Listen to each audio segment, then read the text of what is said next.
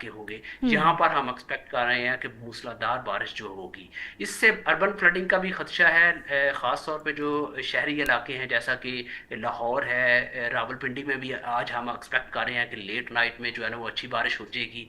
इसी तरह जो खिता पठवार के दीगर इलाके हैं हम्म। वहाँ पर भी बारिश है, और जबकि शुमाल मशरकी बलूचिस्तान के इलाकों में भी जो है ना इसमें बारिश है। तो ये जो एरियाज हैं जो मैंने बताए हैं, यहाँ पर हम्म। जो है ना मूसलाधार बारिश होगी। अच्छा इरफान साहब, आखिरी सवाल मैं आपसे ये जानना चाहूँगी कि अगर हम शुमाली इलाका जात की बात करते हैं, कभी ज़िंदगी गुजारती है, कभी नहीं सुना था कि झीलें भी फटती हैं।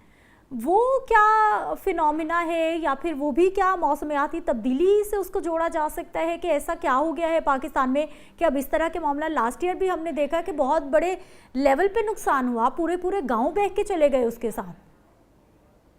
देखिए, ये जो है ना दर्जा हरारत, जैसे आपने टेम्परेचर की बात की, जी। तो टेम्परेचर्स जो हैं हमने गुज़िश्ता चंद सालों से देख रहे हैं, दो तीन हम्म। सालों से देख रहे हैं कि पाकिस्तान में जो टेम्परेचर्स हैं वो नॉर्मल से ज़्यादा जा रहे हैं। हम्म। ये पिछले 2-3 सालों से ये जो वो है, ये टेम्परेचर, जैसा कि डब्ल्यूएमओ ने भी अपनी रिपोर्ट में कहा है कि 2025 से 2030 के दरमियान में ग्लोब का जो टेम्परेचर होगा वो बढ़ेगा, सही। यानी कि हीट वेव जो है आपके पास ज्यादा आएंगी। हम्म। इसी तरह जो है आपका जो गिलगित बल्तिस्तान है, भलाई खैबर पख्तूनख्वा के इलाके हैं, यहाँ पर जो है हीट वेव की कंडीशंस जो है ना प्रीवेल की ज्यादा हम्म। अरसे के लिए।